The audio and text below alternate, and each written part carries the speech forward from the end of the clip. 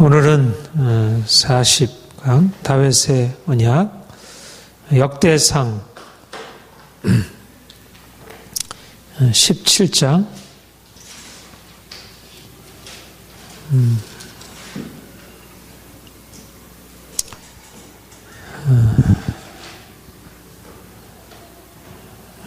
다윗이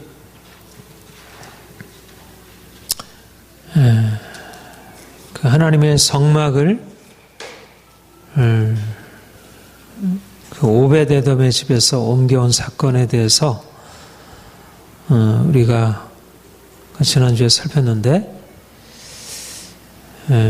다윗은 누구보다 이 하나님을 예배하는 것을 가장 자신의 삶의 중심에 둔 그런 사람이고, 우리가 잘 알고 있듯이 시편의 거의 반 이상이 다윗의 시편일 만큼 그렇게 다윗에게 있어서는 하나님을 예배하는 것이 너무나 귀한 것이었음을 보게 됩니다. 그런데 이제 그 역대기는 특별히 이스라엘 백성들이 바벨론 포로에서 돌아온 이후에 이제 그들이 새로운 나라를 건축하고, 그래서 그 바벨론 포로라고 하는 이제 너무 이렇게 좀 이렇게 비통하고 수치스러운 이제 그런 그 공경에서 벗어나서 이제 다시는 그러한 이전의 잘못을 되풀이하지 말자. 그러면서 그들에게 가장 크게 부각이 되었던 것이 하나님을 예배하는 것이라고 했습니다. 그러니까 가장 근본적인 이스라엘의 유다의 실패는 하나님을 예배하는 것보다 오히려 우상을 섬기고, 그래서 오직 하나님만 예배하고 섬기라고, 그렇게 하나님이 이스라엘을 택하신 목적이 거룩하신 하나님을 예배함으로 그분을 높여드리고, 그리고 그 예배하는 그들에게 하나님이 축복하시는 것이 하나님의 뜻이었는데, 그들이 하나님을 전심으로 사랑하고 예배하는 것을 잃어버리고 오히려 이방 나라들을 쫓아서 다른 신을 섬기고 이방의 행실을 쫓아가게 될 때 하나님이 그들을 저주하셨고, 그래서 그들에게 고통이 되었다면, 하나님이 이제 바벨론 포로에서 정한 시간이 다 되어서 돌아오게 한 후에 하나님은 그들의 마음에 주셨던 것은 하나님을 예배하는 그것이 우리에게 다시 회복이 되겠다. 그래서 그들은 무엇보다도 레위인들을 세워서 성막에서 계속적으로 제사를 드리며 하나님을 예배하도록 그렇게 했고, 또 그런 맥락에서 역대기서를 기록한 것입니다. 그리고 역대기를 보면 열왕기 사무엘상하, 열왕기 상하와 굉장히 유사한 내용들이 중복되는 게 있지만, 특별히 역대기 안에는 하나님을 예배하는 것에다가 포커스를 맞추어서 이 다윗의 기록들을 다루는 것. 이제 다윗을 처음으로 기록하는데 성막을 옮겨오는 것에다가 굉장히 큰 의미를 부여하고 그 사건을 자세히 기록하고 있고, 이제 그래서 다윗은 누구보다도 이 하나님과의 관계, 하나님이 그를 어떻게 귀히 여기시고 또 그 또한 하나님을 어떻게 귀하게 여기고 하나님을 예배하는 자로 서 있는지, 특별히 역대기 오늘 살펴볼 역대상 17장에는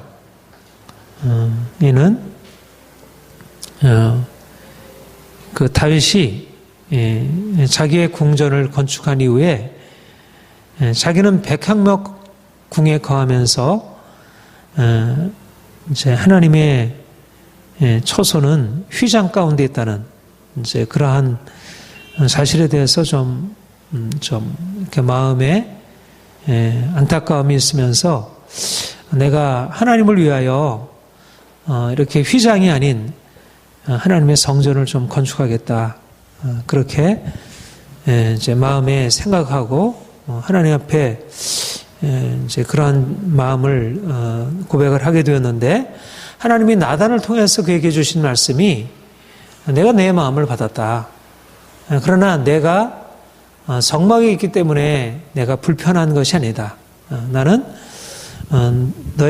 나에게 나를 위하여 백향목집을 건축하라고 말한 것이 아니다. 그러면서 하나님이 다윗을 위하여 축복의 말씀을 허락하시는 것을 봅니다. 7절, 8절 우리 같이 볼까요? 17장 7절, 8절 말씀 같이 읽겠습니다. 시작. 또한 내 종 다윗에게 이처럼 말하라. 만군의 여호와께서 이처럼 말씀하시기를 내가 너를 목장 곧 양떼를 따라다니던 데에서 데려다가 내 백성 이스라엘의 주권자로 삼고 내가 어디로 가든지 내가 너와 함께 있어 내 모든 대적을 내 앞에서 멸하였은즉 세상에서 존귀한 자들의 이름 같은 이름을 내게 만들어 주리라. 다윗이 하나님, 내가 이제 성막에다가 궤를 옮겨오고 나서 그 마음에 다른 또 소원이 일어나게 된 것입니다. 하나님, 내가 당신을 예배하는 성전을 좀 아름답게 짓고 싶습니다. 그 마음에 하나님을 사랑하는 마음이 성전 건축을 향한 마음으로 향하는 것을 보게 됩니다.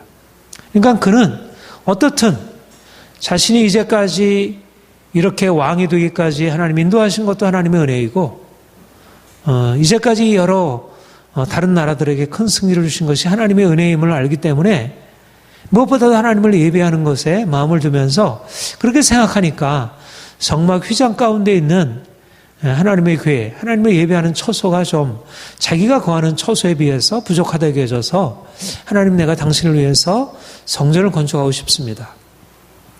그런데 하나님이 성전을 건축하지 말아라.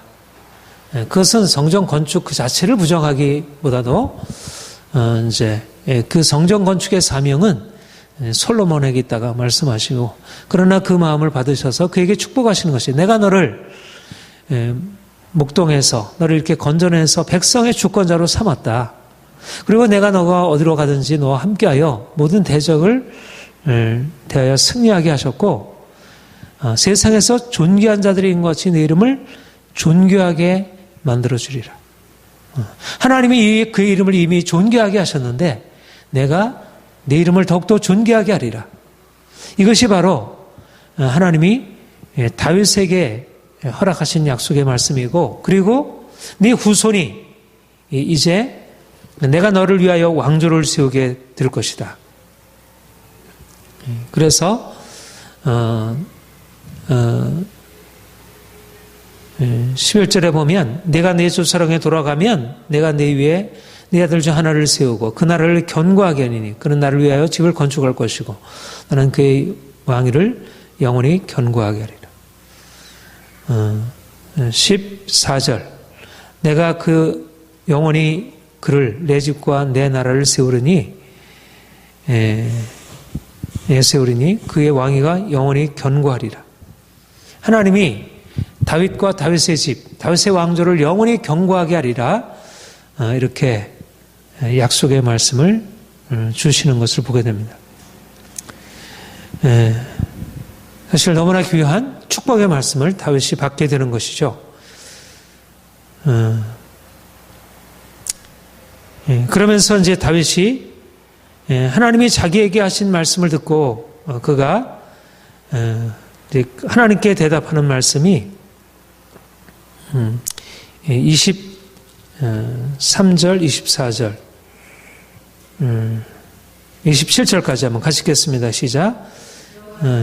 여호와여 이제 주의 종과 그의 집에 대하여 말씀하신 것을 영원히 견고하게 하시며 말씀하신 대로 행하사 견고하게 하시고 사람에게 영원히 주의 이름을 높여 이르기를 만군의 여호와는 이스라엘 하나님 곧 이스라엘에게 하나님이시라. 주의 종 다윗의 왕조가 주 앞에 견고하게 서게 하옵소서. 나의 하나님이여 주께서 종을 위하여 왕조를 세우실 것을 이미 듣게 하셨으므로 종이 주의 앞에서 이 기도로 완고할 마음이 생겼나이다. 여호와여 오직 주는 하나님이시라. 주께서 이 좋은 것으로 주의 종에게 허락하시고 이제 주께서 저에게 복을 주사 주 앞에 영원히 두시를 기뻐하시나이다. 여호와여 주께서 복을 주시라 하옵사오니 이 복을 영원히 누리리이다 하니라. 예, 이게 바로 하나님과 다윗의 대화입니다. 하나님이 나단을 통하여 하나님께서 주신 말씀은 내가 너를 존귀케 하리라. 너의 집을 영원히 경고케 하리라. 너의 왕조를 영원히 경고하게 하리라. 하나님께서 그렇게 언약하시고 다윗은 하나님께 감사하며 하나님 당신이 하신 말씀이 너무나 좋습니다. 당신이 나에게를 그렇게 존귀하게 하고 나를 축복하게 하셨다고 하는 그 당신의 말씀이 너무나 좋습니다. 하나님 주께서 하신 말씀대로 나의 집을 영원히 견고하게 하여 주옵소서. 그렇게 해서 이를 통하여 하나님의 이름이 이를 통해서 존귀하게 되기를 원합니다. 하나님의 이름을 높이는 것과 하나님이 자기를 높이셔서 자기를 존귀하게 하는 것을 한 가지로 생각한 것입니다. 하나님 주께서 내게 하신 말씀대로 기뻐하시나이다. 주께서 복을 주셨사오니 이 복을 영원히 누리리이다. 어떻습니까? 이게 바로 하나님이 기뻐하시는 사람들과 하나님 사이의 대화인 것입니다. 내가 너를 존귀하게 하리라. 하나님 너무나 감사합니다. 내가 하나님이 내게 주신 복을 누릴 것입니다. 이것이 바로 다윗을 향한 하나님의 언약이고, 그리고 다윗이 하나님의 언약에 대한 믿음의 반응입니다. 여러분, 이것은 아브라함의 언약과도 상당히 유사하잖아요. 내가 너로 큰 민족을 이루고 내게 복을 주어 내 이름을 창대케 하리니 너는 복이 될지라. 하나님이 아담에게 복을 허락하셨고, 그리고 아브라함에게 복을 말씀하시고, 이제 다윗 왕 하나님을 신실하게 섬기는 그 고난 가운데 연단받아 하나님을 전적으로 따르기로 결심하고 전심으로 하나님만 사랑한 그 다윗을 향하여 하나님께 주신 말씀은 내가 너를 존귀케 하고 너를 영원히 경고케 하고 그래서 내게 복을 주리라. 하나님이 우리에게 주시는 말씀입니다. 다윗과 우리는 무슨 상관이 있습니까? 우리는 다윗 왕조에 속한 사람들이 아니잖아요. 우리가 다윗 왕조에 속한 사람들입니까? 아닙니까? 우리가 육신적으로 보면 다윗 왕조에 속한 사람들이 아닙니다. 그러나 예수 그리스도는 누구십니까? 예수 그리스도는 다윗의 자손 예수이십니다. 그가 영원한 왕으로 다윗의 자손으로 그가 부활하사 모든 만왕의 왕으로 높이셨습니다. 다윗에게 허락하신 모든 약속, 내가 영원히 너희 위를 경고케 하리라고 하는 말씀은 물론 솔로몬 이후에 그의 왕조에게 계승된 말씀이지만, 그래서 지금 스룹바벨을 통해서 세워지는 그런 유다 왕조에게도 계속되고 있지만, 그러나 그 하나님의 다윗에게 주신 약속의 말씀은 다윗의 자손 예수 그리스도 그분에게 성취되었고, 그리고 그분 안에 이루어진 성취가 우리 또한 그와 연합된 우리에게 동일하게 적용되는 것입니다. 아브라함에게 주신 약속의 말씀이 아브라함의 자손된 예수를 통하여 우리에게 동일하게 적용되듯이, 마찬가지로 다윗에게 하나님께서 허락하신 이 언약의 말씀이 다윗의 자손 예수 그리스도 안에서 우리에게 동일하게 적용되는 것입니다. 내가 오늘 너를 낳았다. 내가 너를 오늘 낳았다. 내가 너에게 너를 열방을 내게 유업으로 주리니 내 소유가 땅끝까지 이르리로다. 네가 철장으로 깨뜨리로다. 그렇게 하나님께서 다윗에게 말씀하셨고, 그 다윗에게 말씀하신 것이 예수 그리스도의 승리 안에서 적용되었고, 그리고 그의 승리가 우리 그리스도인들에게 예수 그리스도를 통하여 거듭나고 그의 영광과 권세에 참여한 우리에게 동일하게 적용되어서 다윗의 언약이, 아브라함에게 주어진 언약이 우리에게도 동일하게 적용된다면, 또한 다윗에게 적용된 언약이 우리에게도 동일하게 적용되어서 우리의 왕위를 영원히 경고케 하시고, 우리가 주와 함께 왕 노릇하는 자로 장차 하나님과 함께, 장차 그리스도와 함께 영원히 왕 노릇하게 되겠지만, 우리가 이 땅에 사는 동안도 하나님께서 다윗에 주신 그 언약의 말씀을 붙들고 우리가 행하게 되면, 우리가 다윗처럼 신실하게 다윗의 후손들과 같이, 그렇게 육신의 후손들과 같이 하나님의 말씀을 거스려 행함으로 하나님의 축복을 잃어버리는 것이 아니라, 하나님께서 다윗에게 주신 언약의 말씀을 끝까지 순종하여 행함으로 하나님이 주시는 이 축복 가운데 거하는 것, 이것이 바로 우리가 나아갈 길이라 그렇게 믿습니다. 하나님이 우리에게 허락하신 약속의 말씀을 다윗처럼 하나님 주께서 복을 주셨사오니 이 복을 영원히 누리리이다. 하나님 당신이 아브라함에게 말씀하셨던 복을 내가 누릴 것입니다. 하나님이 다윗에게 약속하신 복을 나도 누릴 것입니다. 이렇게 우리가 하나님께서 축복하실 것을 우리가 믿음으로 받아들이고 믿음으로 나아갈 것입니다. 18장부터 20장까지는 다윗이 블레셋, 모압, 아람, 에돔, 암몬과 싸워서 승리한 것을 기록하고 있습니다. 블레셋 사람과 싸우고 모압을 치고 2절에 보면, 그 다음에 3절 이하에 보면 아람과 싸우는 것이 나오게 되고 19장에는 암몬과 싸워서 승리하는 것, 그 앞에는 에돔과 싸워서 승리하는 것을 기록하고 있습니다. 하나님이 그와 함께 하시겠다고 약속하신 대로 그는 모든 옆에 있는 그 주위 나라에게 끊임없이 위협이 되는, 그야말로 많은 이방 나라에 둘러싸여 있고, 사사시대 때는 어땠습니까? 사사시대 때는 이 나라들로 인해서 계속 고생을 했습니다. 모압, 암몬, 에돔, 블레셋, 계속 사사시대에 고통을 당하다.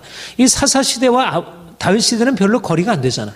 얼마 거리가 안 되는, 시간적으로 시차가 별로 안 되는 그런 시간인데, 하나님께서 그들을 괴롭히던 모든 고대 근동의 나라들을 다 다윗의 그런 권세 아래 굴복하게 하고 하나님께서 승리하게 하신 것입니다.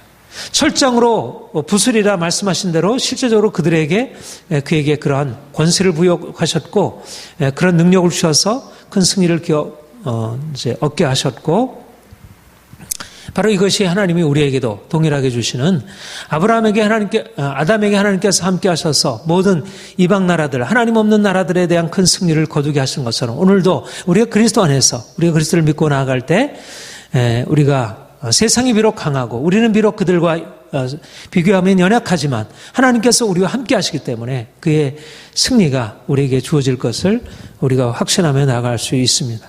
21장에 보면 다윗의 인구조사가 나타나게 됩니다. 사단이 일어나 이스라엘을 대적하고 다윗을 충동하여 이스라엘을 계수하도록 그렇게 했습니다. 하나님의 뜻을 거슬러서 어떤 인간적인 동기를 가지고 그가 인구조사를 했고, 그래서 하나님이 이에 대하여 징벌을 하셨고, 그로 인해서 그 뒤에 보면 7만 명이나 전염병으로 이제 죽임을 당하게 되었습니다. 그리고 그가 하나님 앞에 이제 회개하게 되니까 하나님께서 갓 선지자를 통해서 이 재앙을 돌이키기 위해서 하나님께 제단을 쌓으라. 그렇게 해서 그 멸하는 천사가 이제 그 일들을 그치게 되는데, 그런데 그런 제단을 쌓게 될 때 그 제단을 쌓게 되는 것이 이제 어디냐면 18절에 보면 여호와의 천사가 갓에게 명령하여 다윗에게 이르시기를, 다윗은 올라가서 여부스 사람 오르난의 타작 마당에서 여호와를 위하여 제단을 쌓으라 하시니라. 이에 갓이 여호와의 이름으로 이런 말씀대로 다윗이 올라가니라. 그래서 이제 다윗이 그 오르난의 타작 마당을 사가지고 거기서 번제를 드리게 되죠. 26절부터 21장 1절까지 우리 같이 한번 읽겠습니다. 시작. 다윗이 거기서 여호와를 위하여 제단을 쌓고 번제와 화목제를 드려 여호와께 아뢰었더니 여호와께서 하늘에서부터 번제단 위에 불을 내려 응답하시고 여호와께서 천사를 명령하시매 그가 칼을 칼집에 꽂았더라. 이에 다윗이 여호와께서 여부스 사람 오르난의 타작 마당에서 응답하심을 보고 거기서 제사를 드렸으니 옛적에 모세가 광야에서 지은 여호와의 성막과 번제단이 그때 기브온 산당에 있었으나 다윗이 여호와의 천사의 칼을 두려워하여 감히 그 앞에 가서 하나님께 묻지 못하더라. 다윗이 이르되 이는 여호와 하나님의 성전이요 이스라엘의 번제단이라 하였더라. 여러분, 이 오르난의 타작 마당에서 사실은 그 다윗이 인구조사를 하고 하나님이 그에 대해서 심판하시고 오르난의 타작 마당에서 번제를 드림으로 하나님께서 그 심판을 그치셨다는 이 사건이 사무엘 하에 비해서 굉장히 자세히 기록이 되고 있습니다. 그런데 이 사건을 자세히 기록한 이유가 있는데 그것이 바로 뭐냐면 바로 이 오르난의 타작마당이 예루살렘 성전 자리가 된 것입니다. 그러니까 이 사건의 기록을 굉장히 중요하게 취급했던 이유는 사실 인구조사라는 그 사건에도 의미가 있지만 그러나 그 이상으로 중요했던 것은 뭐냐면 지금 역대기의 지금 사건의 흐름이 어디로 전개되고 있냐면 먼저 성막에다가 지금 오베데돔의 집에 있던 그 궤를 가져다가 지금 예루살렘에 옮겨왔잖아요. 시온성 예루살렘에다 옮겨온 것입니다. 여부스 족속들이 있었던 그곳에서 옮겨와가지고 지금 한편으로는 기브온 산당에 성막이 있고 그곳에 그곳에서 하나님을 제사하는 행위가 있고 그리고 예루살렘에서도 하나님께 예배하는 그것이 두 곳에서 진행이 되고 있었습니다. 그런데 여전히 원래 이 정막은 기브온 산당에 있었기 때문에 그 중심은 기브온 산당이 중심이 되었다는 것입니다. 그러니까 솔로몬도 하나님 앞에 기도할 때 기브온 산당에 가서 기도를 하죠. 거기에 성막이 있었기 때문에. 그런데 여기에 이제 그 인구조사로 인해서 하나님이 심판하시고 그 심판에 대한 하나님의 그 심판을 그치게 하기 위해서 하나님께서 제단을 쌓으라 하셔서 그 명하신 곳이 바로 오르난의 타작마당이었고 오르난의 타작마당에서 하나님 앞에 제사를 드렸더니 하나님께서 천사를 명하사 이제 더 이상 재앙을 더 이상 하지 말도록 그렇게 그치게 하셨고 그리고 22장 1절 다시 한번 보겠습니다. 시작. 다윗이 이르되 이는 여호와 하나님의 성전이요 이는 이스라엘의 번제단이라 하였더라. 다윗이 이곳에다 지은 것은 아니지만 바로 솔로몬이 이곳에다 성전을 짓게 된 것입니다. 그래서 요 본문을 자세히 기록한 것입니다. 왜냐하면 그리고 그 다음에 보면요 바로 성전 건축에 대한 준비가 장황하게 기록이 되어 있습니다. 그러니까 22장부터 나머지 장은 무엇에 대한 장이냐면 성전 건축에 대한 준비장입니다. 그러니까 별로 사실은 역사적으로 보면 별로 중요하지 않은 장을 여기서는 장황하게 기록하고 있는 것입니다. 그러니까 역대기의 중심 초점은 뭐냐면 하나님을 예배하는 성막 그리고 성전을 건축하는 것이 중심이 되어서 기록이 되고 있다는 것입니다. 그것이 바로 그러니까 여기에 이제 중요한 것이 그런데 여기서 이제 이 오르난의 타작마당에서 하나님이 제단을 드리라고 하셨고 그곳에다가 하나님께서 성전을 건축하라 하신 이유가 뭘까? 저는 이 말씀을 묵상하면서 이런 생각을 하게 되었습니다. 왜 하나님이 이런 일을 하셨을까? 특별한 목적을 가지고 한 것입니다. 이거는 굉장히 우연이 아닙니다. 오르난의 타작마당이라고 하는 그곳을 하나님께서 특별하게 이곳이야말로 내가 지을 성전이다. 우리가 그렇게 얘기를 하죠. 모리아, 아브라함이 제사하려고 했던 그 모리아산이 그곳이라고. 그렇죠? 예루살렘 성전이 세워진. 아브라함이 이삭을 바쳐서 제사하려고 했던 그곳. 그리고 하나님이 다윗의 범죄로 말미암아 무려 7만 명이나 심판을 받아가지고 전염병으로 몰살하게 된 그 상황에서 다윗이 하나님 앞에 번제를 드려서 하나님의 재앙을 그치게 한 그곳에다가 하나님이 성전을 짓도록 이곳이 하나님의 성전이다. 기브온 산당에 성막이 있지만 기브온 산당이 아니라 이곳 예루살렘에 있는 이곳에 그러니까 그 당시에 아직 예루살렘은 수도가 있을 뿐이지 아직 거룩한 성소가 있는 곳은 아니었습니다. 그런 의미에서 거룩한 것은 오히려 기브온이 오히려 더 거룩한 것으로 알려질 수 있는 곳이었습니다. 그런데 하나님이 다윗을 통해서 그곳에 제사를 드리게 하고 제단을 쌓게 하고 그곳에다가 앞으로 지을 성전을 미리 예비한 것이라. 그렇게 해서 왜 이렇게 하셨을까? 바로 여기에 이런 의미가 있지 않을까? 물론 이것은 확실한 해석이 아닐 수도 있겠지만 저에게 주어진 깨달음은 이것이었습니다. 말하자면 이 오르난의 타작마당은 하나님께 제단을 쌓았는데 그 제단은 어떤 제단이었냐면 하나님께 범죄함으로 그것도 다윗 왕이 범죄함으로 온 백성이 심판을 받은 그런 아주 전형적인 그런 이스라엘의 그야말로 고통의 현장이었습니다. 그런데 하나님께서 그곳에 제단을 쌓으라 말씀하시고 그 제단을 쌓아서 하나님 앞에 번제와 화목제를 드릴 때 하나님께서 그 재앙을 멈추시고 그리고 그것 가운데서 하나님의 은혜를 베푸신 것입니다. 말하자면 오르난의 타작마당이야말로 하나님의 심판이 있고 또 그 심판을 대신하는 그 죽음이 제사로서의 짐승의 죽음이 있고 그리고 그것을 통한 하나님의 긍휼과 사랑이 베풀어져서 심판이 그치게 되는 마치 예수 그리스도께서 우리를 위하여 화목제물이 되셔서 그가 대신 죽임을 당하심으로 말미암아 우리가 그 은혜로 말미암아 하나님의 심판으로부터 벗어나게 되고 그래서 하나님을 예배할 수 있는 예배의 그런 것이 열리게 되었잖아요. 그러니까 성막이라고 하는 것은 무엇입니까? 하나님께로 나아가는 짐승의 피를 가지고 하나님 거룩하신 하나님 옆에 나아가는 그런 예표였다면 성전 역시 하나님께로 거룩하신 하나님 옆에 나가기 위해서 피를 가지고 들어가는 그런 성전이었는데 바로 그 성전을 짓기 위하여 하나님께서 미리 다윗의 범죄를 허락하시고 그리고 하나님께서 그 범죄를 하나님께서 심판하시고 그리고 그 심판에서 건지시기 위하여 제단을 쌓게 하시고 그곳에 제단을 쌓았을 때 하나님이 그곳 가운데 하나님의 임재를 다시 나타내서 긍휼을 허락하시는 것. 말하자면 이 오르난의 타작마당이야말로 하나님의 심판과 긍휼이 함께 만나는 것을 보여주고 있고 바로 성전이 가지고 있는 의미가 바로 그러한 것을 미리 준비하도록 말하자면 하나님께서 이렇게 아주 세밀하게 어떻게 보면 이것은 다윗의 큰 실수잖아요. 자기의 실수로 말미암아 백성 7만 명이 죽었다는 것은 이거 엄청난 일입니다.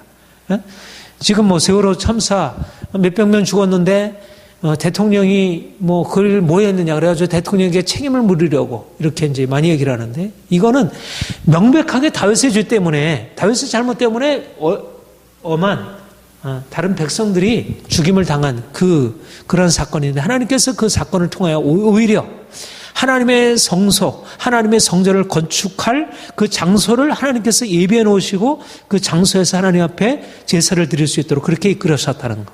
그러니까 참 하나님께서 하시는 일이 얼마나 우리의 생각과 다른지 인간의 실수마저도 바로 하나님의 뜻을 이루기 위해서 사용하신다는 것을 우리가 보게 됩니다. 이것은 밧세바 사건도 마찬가지잖아요. 밧세바를 통해서 낳은 아들 솔로몬을 통해서 하나님이 이제 그의 후손을 솔로몬은 사실 다윗과 같은 그렇게 신실하지 못했지만 아무튼 솔로몬과 같은 왕은 또 없었던 그러니까 하나님이 다윗의 잘못을 통해서 솔로몬을 예비하셨다면 마찬가지로 다윗의 그런 또 실수를 통해서 성전을 짓는 일을 하나님이 하셨다는 것을 보면 참 하나님이 하시는 일이 우리의 생각과 얼마나 다른지 그렇다고 해서 인간의 실수가 뭐 정당화될 수 있는 것은 아니지만 어떻든 하나님이 행하신 일을 보고 우리가 참 하나님 하시는 일은 놀랍구나 우리의 생각과 너무나 다르구나 하는 것을 깨닫게 됩니다. 이렇게 해서 우리가 이제 역대기 오늘 본문을 이제 살피고 이제 시편을 우리가 함께 읽어 나가는데 시편 90편 90편부터 우리 104편까지 한번 이렇게 읽으면서 이제 간단하게 좀 정리하며 나가겠습니다. 이 90편은 하나님의 사람 모세의 기도라. 모세의 기도가 유일하게 나와 있는 시편에 그리고 이 시편도 굉장히 중요한 시편으로 기록이 되고 있습니다. 우리 1절부터 5절까지 한번 같이 읽겠습니다. 시작. 주여 주는 대대에 우리의 거처가 되셨느니 산이 생기기 전 땅과 세계도 주께서 조성하시기 전 그 영원부터 영원까지 주는 하나님이시니이다. 주께서 사람을 티끌로 돌아가게 하시고 말씀하시기를 너 인생들은 돌아가라 하셨사오니 주의 목전에는 천년이 지나간 어제 같으며 밤의 한순간 같을 뿐임이니이다. 주께서 그들을 홍수처럼 쓸어 가시나이다. 그들은 잠깐 자는 것 같으며 아침에 돋는 풀 같으니이다. 풀은 아침에 꽃이 피어 자라다가 저녁에는 시들어 마르나이다. 이 모세의 기도가 말하고 있는 가장 큰 것은 하나님의 영원하심과 그에 비해서 인생이 풀과 같이 시들어버리는 하나님의 영원하심 앞에서 인생이 얼마나 보잘것없는 존재인지, 이것이 바로 구약과 신약이 가지고 있는 하나님의 하나님 되심, 영원하신 분, 썩지 아니할, 신약에서는 이것을 썩지 아니할 영광이라 이렇게 표현하죠. 그래서 모든 피조물은 육체요, 그리고 풀과 같고 풀의 꽃과 같다. 하나님이 누구시냐? 인생과 이 세상이 무엇이냐? 하나님만이, 영원하신 하나님 창조주 그분만이 썩지 아니할 영광, 영원한 영광이 있고 모든 것은 다 사라져 지나간다. 모든 피조물은 풀과 같고 그 영광이 풀의 꽃과 같다. 아무리 이 세상이 대단하다 하더라도 이 세상의 것은 하나님의 영원한 영광 앞에 아무것도 아니다. 하나님께서 나타내 보시려고 하는 그 분명한 계시는 하나님의 영원하심이, 오직 그래서 하나님께만 영광을 돌려드려야 하고 모든 피조물들은 하나님과 비교할 수 없다는 것입니다. 오직 하나님께만 높여드려야 한다는 것. 그런데 우리가 이 영원하신 하나님을 예배하고 섬긴다는 것이 무엇을 의미하는가? 한번 그 밑에 한번 보세요. 14절, 15절 같이 읽겠습니다. 시작. 아침에 주의 인자하심이 우리를 만족해 하사 우리를 일생 동안 즐겁고 기쁘게 하소서. 우리를 괴롭게 하신 날수대로와 우리가 화를 당한 열수대로 우리를 기쁘게 하소서. 영원하신 하나님이 피조물 된 우리, 풀과 같아서 끊임없이 여러 가지 많은 고통을 당하고 근심하게 되고 늘 하나님의 진노 아래 놓이게 되는 인간에게 영원하신 하나님이 우리에게 가지고 있는 의미는 뭐냐면, 그 하나님이 우리를 아침마다 우리에게 인자하심을 나타내셔서 우리로 하여금 영원토록 일생 동안 우리가 기쁘고 즐겁게 한다는 것입니다. 그러니까 우리가 세상 사람들이 말하는, 세상 사람들은 풀과 같고 안개와 같고 이러한 인생은 허무한 게 아닌 것입니다. 분명히 인생은 허무한 존재이지만, 그러나 우리는 영원하신 하나님에 의하여 하나님의 그 영원하신 능력과 그 사랑과 그의 돌보심에 의해서 지켜짐을 받고 있는 그런 존재로서 허무한 존재인 것입니다. 그러니까 우리 자신을 우리가 의지하면 허무한 존재로 끝나게 되지만, 우리가 그 하나님의 영원하신 능력 안에서 우리가 살고 있기 때문에 우리는 결코 허무한 존재가 아니고, 날마다 우리가 아침마다 하나님의 인자하심을 찬양하고 그분 안에서 날마다 기쁘고 즐겁게, 우리가 때때로 화를 당하게 되고 괴롭힘을 당하게 되지만, 그러나 우리 하나님의 은총이, 영원한 은총이, 내가 평생에 여호와의 인자하심과 인자하심이 선하심이 나를 따르리니 내가 영원의 집에 영원히 거하리로다. 이것이 바로 영원하신 하나님의 은혜라 말할 것입니다. 91편도 유명한 시편이죠. 91편 1절부터 3절까지 같이 읽겠습니다. 시작. 지존자의 은밀한 곳에 거주하며 전능자의 그늘 아래 사는 자여, 나는 여호와를 향하여 말하기를 그는 나의 피난처요 나의 요새시요 내가 의지하는 하나님이라 하리니, 이는 그가 너를 세상 그냥 올무에서와 심한 전염병에서 건지실 것입니다. 예. 우리가 풀과 같은 존재로서 끊임없는 삶의 위협을 당하게 되고, 공포, 낮에 밤에 찾아오는 공포, 낮에 쓰러는 사슬, 어두울 때 전염병, 밝히는 재앙. 아까도 우리 그 다윗이 당한 주변에서 끊임없는 많은 전쟁, 그 다음에 전염병, 이런 기근, 이런 일들이 과거나 지금이나 끊임없이 되풀이되고 있어요. 인생이 풀이기 때문에 당할 수밖에 없는 인생의 존재입니다. 그런데 우리는 어떠냐 하면 영원하신 하나님, 지존자의 은밀한 처소에 거하고 있는 것입니다.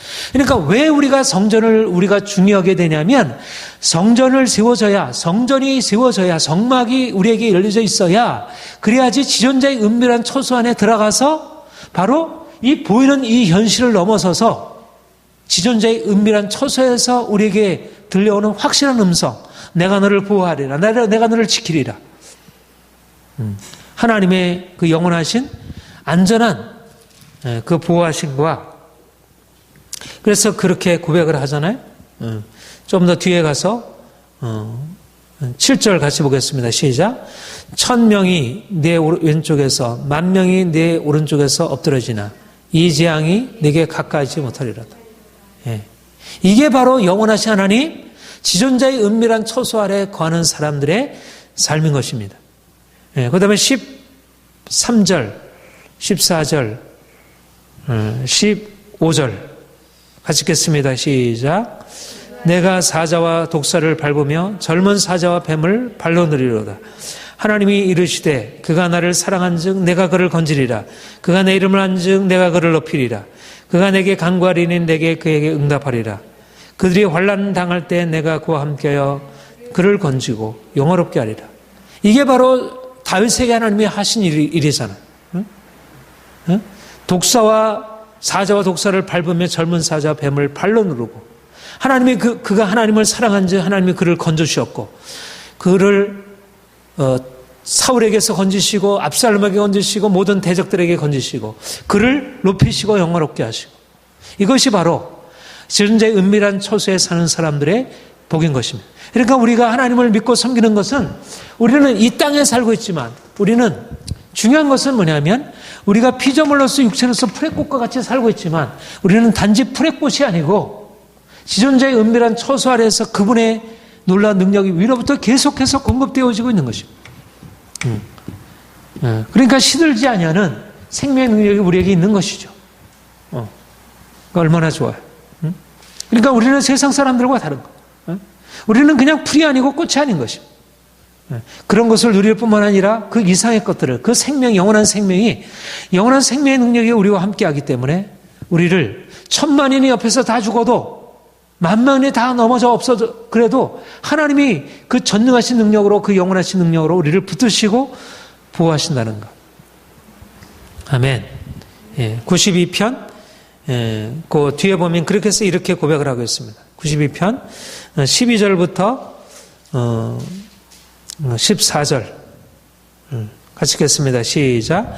의인은 종려나무같이 번성하며 레바논의 백향나무같이 성장하리로다.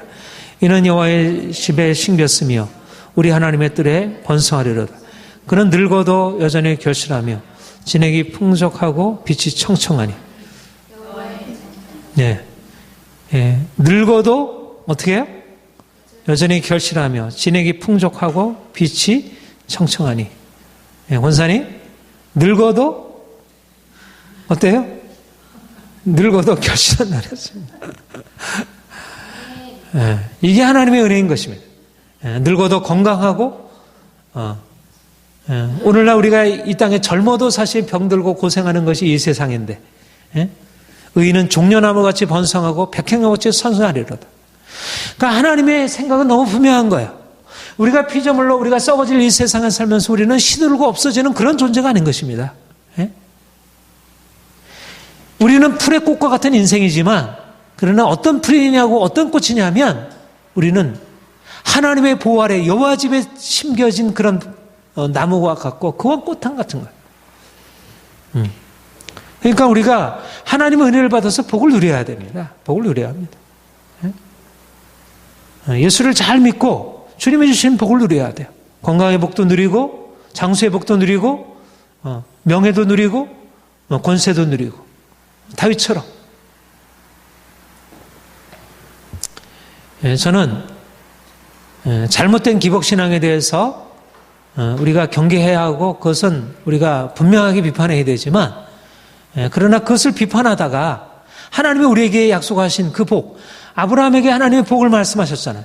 다윗에게 아까 보지만 복을 말씀하셨고 하나님 나에게 복을 주신다니 너무나 감사합니다. 내가 당신과 함께 당신의 은혜로 내가 복을 누릴 것입니다. 여기서도 분명히 의인이 고난을 당하죠. 악인들로 인해서 고난을 당하는 것입니다. 고난이 없지 않아요. 시편을 보면 고난투성입니다. 악인들은 형통한데 의인들은 고난투성해요. 그러나 겉으로 볼 때는 고난을 당하는 것 같지만 풀의 꽃과 같은 인생들보다 하나님의 은혜 안에서 가는 의인들은 오히려 악인들은 결국 쇠잔에서 없어지지만 특길과 같이 사라져 없어지지만 시냇가에 심은 나무처럼 그렇게 씨를 따라 과실을 맺고 잎사귀가 마르지 않는 것입니다. 종려나무같이 백향나무같이 번성하고 성장하는 것입니다. 이것이 하나님의 법칙인 것입니다. 하나님께서 심어놓은 법칙인 것입니다. 우리가 하나님 말씀대로 제대로 순종하지 않기 때문에 복을 누리지 못하는 것이지 저도 왜 복을 누리지 못할까? 하나님의 말씀에 제대로 순종하지 않았기 때문에 그런 것입니다. 어떻든 온전하게 순종하지 못했기 때문에 그러니까 우리가 더욱더 온전하게 하나님을 믿고 순종하고 그분이 원하시는 것을 내가 하나님을 온전하게 사랑한 자 하나님이 높이시겠다고 하시잖아요. 내가 그를 사랑하여 높이리라. 내가 너 영화롭게 하리라 말씀하시잖아요. 그것은 구약의 말씀이고 우리 신약의 백성들에게는 적용이 안 되는 말이 아닐 것입니다. 93편부터 100편까지는 서로 함께 이어지는 그런 말씀이라고 해주는데, 여호와의 통치, 하나님의 통치, 그러니까 이스라엘 백성들, 특별히 다윗을 하나님께서 세우신 가장 큰 목적이 뭐냐면, 하나님이 다윗을 통하여 하나님께서 행하시려고 하는 여러 가지가 있는데, 고난 속에서 하나님을 믿고 섬기는 자들에게 하나님이 어떻게 신실하게 축복하시는지, 그런 고난과 부활의 진리도 하나님께서 보이셨고, 그리고 특별히 하나님께서 다윗을 통해서, 다윗은 왕이잖아요, 왕. 왕인데 그 하나님의 다윗 왕을 통해서 하시려고 하는 것이 뭐냐면, 하나님의 왕되심. 그리고 하나님의 왕되심에 함께 참여해서 하나님의 백성의 이 통치의 권세, 이것을 다윗 왕을 통하여 하나님이 왕이시라고 하는 사실을 나타내 보이시고, 그리고 하나님의 통치 아래 살아가는 자들이 하나님의 통치에 함께 참여해서 다윗 왕처럼 그렇게 세상을 정복하고 다스리는 그것을 나타내 보이시기 위해서. 그러니까 우리는 하나님을 왕으로 높이고 섬겨야 되는데 바로 하나님의 왕되심이 다윗의 그 왕적인 통치 안에 아주 잘 나타난 것이고요.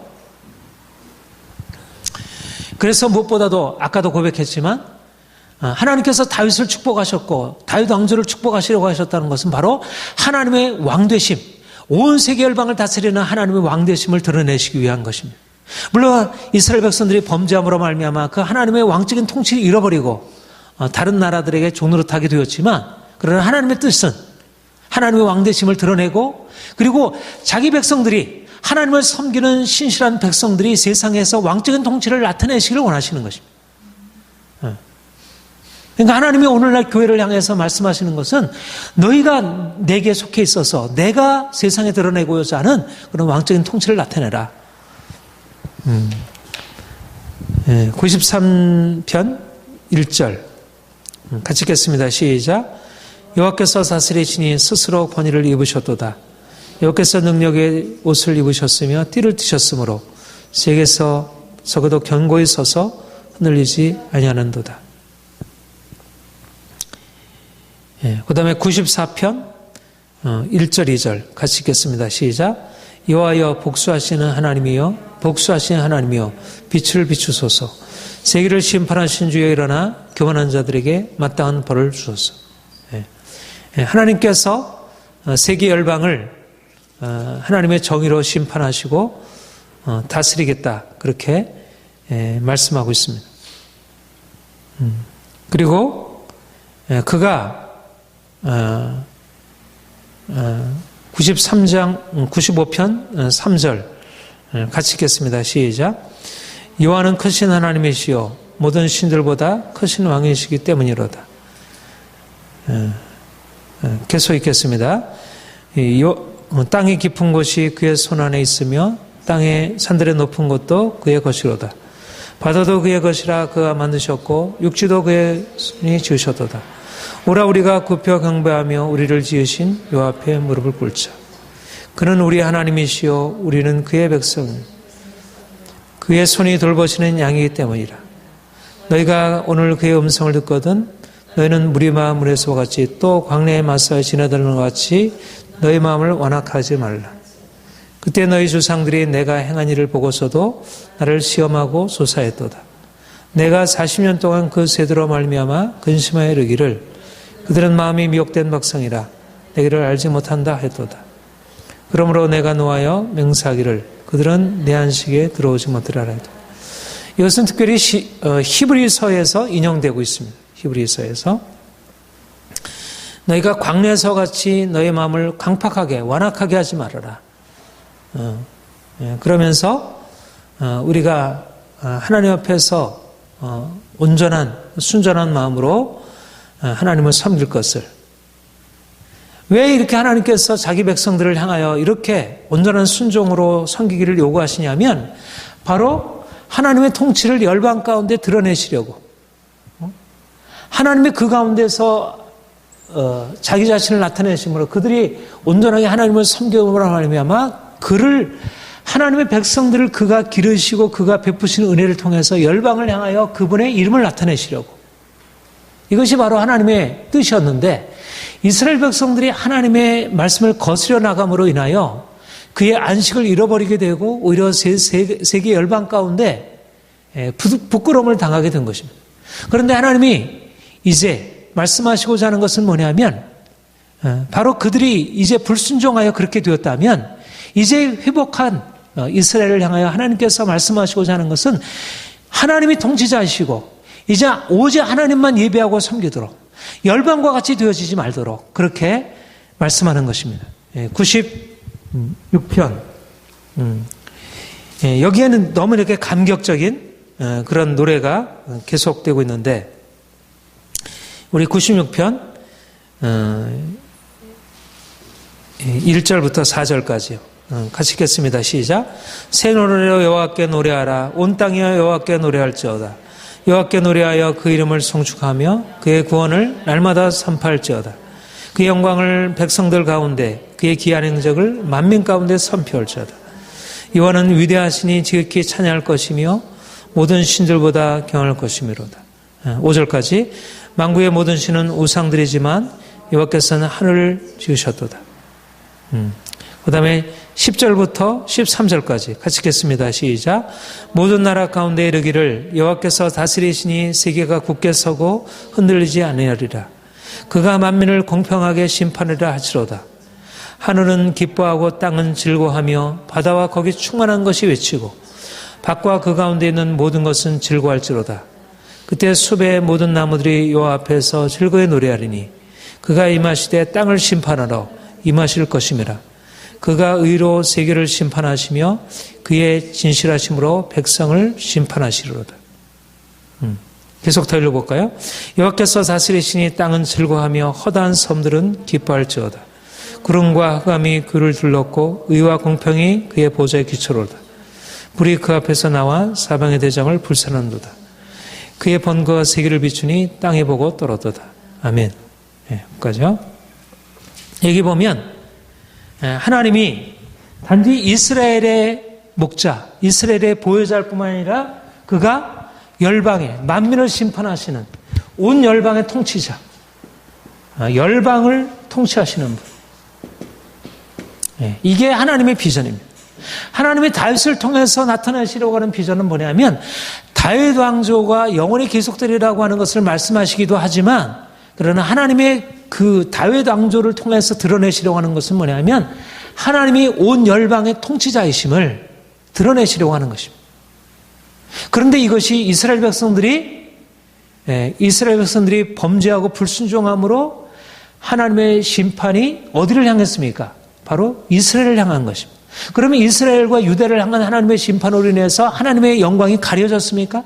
어떻게 보면 가려진 것처럼 보이죠.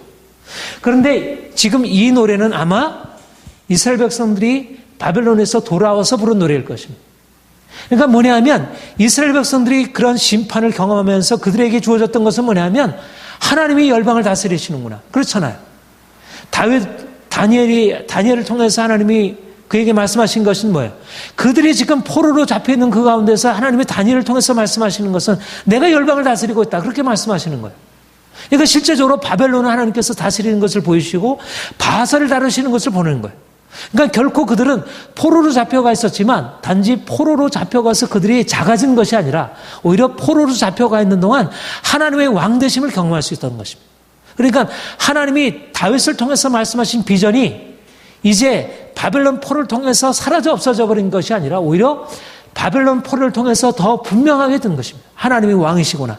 다윗 왕이 아니라 하나님이 왕이시구나. 하나님이 영원토록 통치하실 그분이 왕이시구나. 만민이 그분 아래 발 아래 꿇어 복종하고 있구나.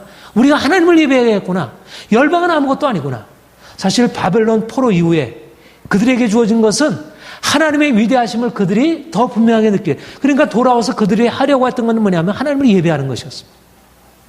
그들이 하려고 했던 것은 뭐냐면 하나님을 왜냐하면 그들의 왕조를 세우는 것보다 중요한 것은 뭐냐, 궁전을 세우는 것보다 중요한 것은 뭐냐면 궁전은 없어도 되는 것입니다. 궁전은 없어도 되는데 하나님의 왕되심을 날마다 선포하면 돼. 이게 중요한 성전의 의미인 것입니다. 성전이 존재할 이유는 뭐냐면 바로 이것을 선포하기 위하여 하나님이 왕이시고 통치하시고, 그러니까 그들은 비록 다른 나라에 비해서 그들이 돌아와서 아직 완전한 독립국가를 이루지 못했잖아요. 바사의 어떤 여전히 통제 아래에 있는 그런 나라였잖아요. 그러나 그들은 바사의 통제 아래에 있었지만 그들은 하나님이 왕 되신다고 하는 이 사실을, 그러니까 다윗 왕이 있었을 때보다, 솔로몬 왕이 있었을 때보다, 어떤 때보다 이들에게는 하나님이 왕 되신다는 사실들이 너무나 분명해진 것입니다. 마찬가지로 이스라엘 백성들이 광야 한가운데서 하나님의 영광이 나타났듯이 우리에게 필요한 것은 바로 이 하나님의 영광이 우리 가운데 분명하게 선포되고 우리가 그 영광의 하나님을 우리가 붙들고 행하는 것입니다. 우리 102편에 가서 보면요, 102편에도 다시 한번 그러한 고난당하는 자가 마음을 상하여 그의 근심을 하나님께 토하는 기도라고 말씀하고, 그 부르짖음 하나님 앞에 고백하는 것을 얘기하는 것을 봅니다. 우리 11절에 보면 내 날이 기울어지는 그림자 같고 내가 풀에 시들어진 것 같습니다.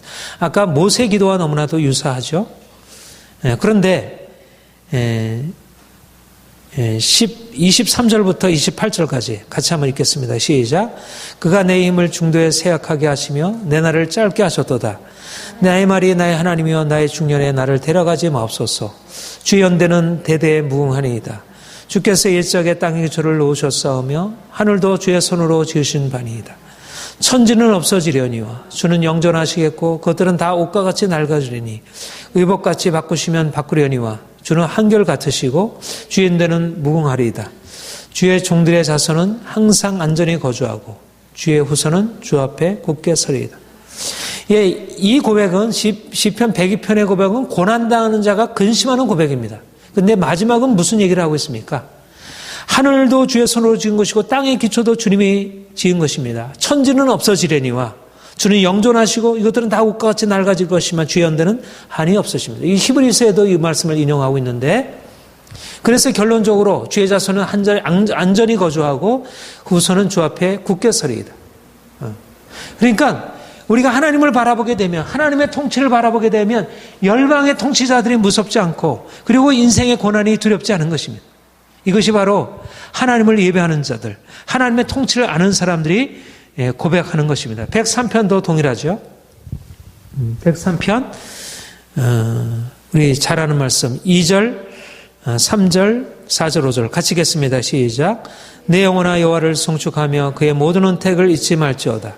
그가 내 모든 죄악을 사하시며 내 모든 병을 고치시며 내 생명을 파멸해서 속량하시고 인자와 긍휼로 간세우시며 좋은 것으로 내 소원을 만족하게 하사 내 청춘을 독수리같이 새롭게 하시는다. 하나님이 우리의 생명을 구속하시고 우리의 청춘을 독수리같이 새롭게 하시리라. 그런데 여기 보면, 그 위에 보면 또 뭐라고 얘기를 하냐면 14절부터 18절까지 같이 읽겠습니다. 시작. 이는 그가 우리의 체질을 하시며 우리가 단지 먼지뿐임을 기억하심으로다. 인생은 그날의 풀과 같으며 그 영화가 들의 꽃과 같도다. 그것은 바람이 지나면 없어지나니 그 있던 자리도 다시 알지 못하거니와 여호와 인자하심은 자기를 경외하는 자에게 영원부터 영원까지 이르며 그의 의는 자손의 자손에게 이르리니 곧 그의 언약을 지키고 그의 법도를 기억하여 행하는 자에게로다. 두 가지 얘기를 하잖아요. 인생은 풀과 같고 그 영광이 풀의 꽃과 같도다. 바람이 지나면 다 사라져 없어진다. 그런데 무엇은 영원하여? 하나님의 인자하심은 영원하고 그의 의는 자손과 자손에게 이르리로다. 언약을 지키고 법도를 지키고.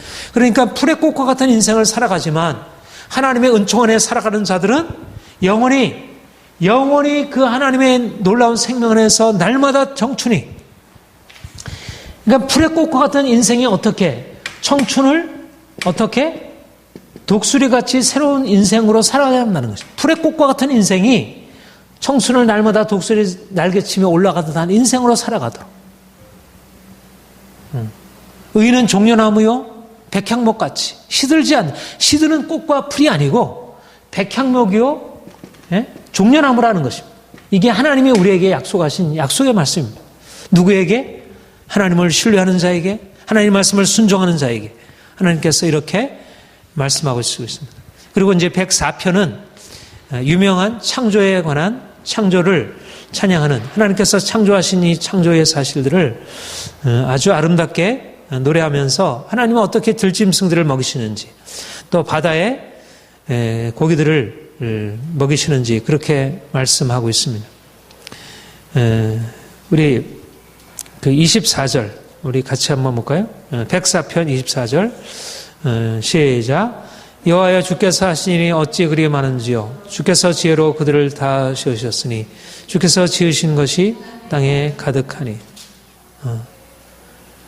그리고 33절부터 35절 같이 읽겠습니다. 시작. 내가 평생토록 여호와께 노래하며 내가 살아있는 동안 내 하나님을 찬양하리로다. 나의 기도를 기쁘게 여기시기를 바라나니 나는 여호와라 말미암아 즐거워하리로다. 죄인들을 땅에서 소멸하시며 악인들을 다시 잊지 못하게 하시리로다. 내 영혼아 여호와를 송축하라. 할렐루야. 예. 우리가 비록 이 썩어질 이 모든 것이 다 사라져 없어져 버릴 그러한 이 세상에 살고 있지만 영원하신 하나님에 의해서 우리가 그 풍성한 것을 받아들이고 그리고 하나님이 주신 그 부요하심 주께서 하신 일이 어찌 그리 많은지요. 땅과 바다와 이 세상 모든 곳에 하나님의 행하신 일이 너무 가득한 것입니다. 우리가 하나님의 계신 그 부요함을 받아들이고 날마다 감사하고 기뻐하며 살아가는 것. 이것이 하나님의 백성들의 삶이고 우리가 받아 누릴 복이라 그렇게 생각됩니다. 하나님이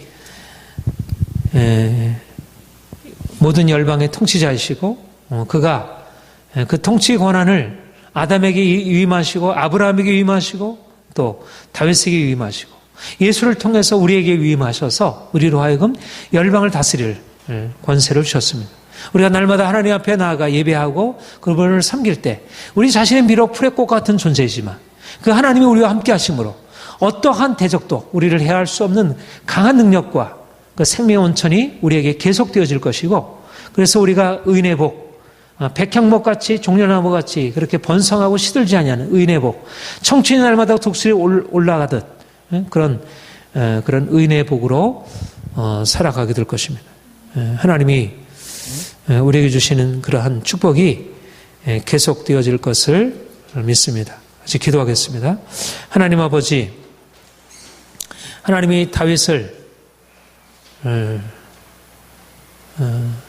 아주 보잘것없는 목동에서 불러서 이스라엘의 주권자로 삼으시고 그에게 하나님의 권위를 입히시고 열방을 다스릴 통치자로 세우시고 또 그의 왕조를 영원히 계속하게 하리라 약속하셨고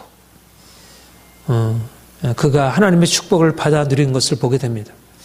하나님, 우리가 비록 이 땅에 살아가고 있지만 우리의 풀과 같고 우리의 삶이 풀의 꽃과 같은 그런 인생을 살아가고 있지만 영원하신 하나님, 우리를 위하여 모든 좋은 것을 아낌없이 부으시는 그 하나님이 우리와 함께 하시고 우리를 위하여 모든 것을 베푸시는 것을 우리가 믿고 의지합니다.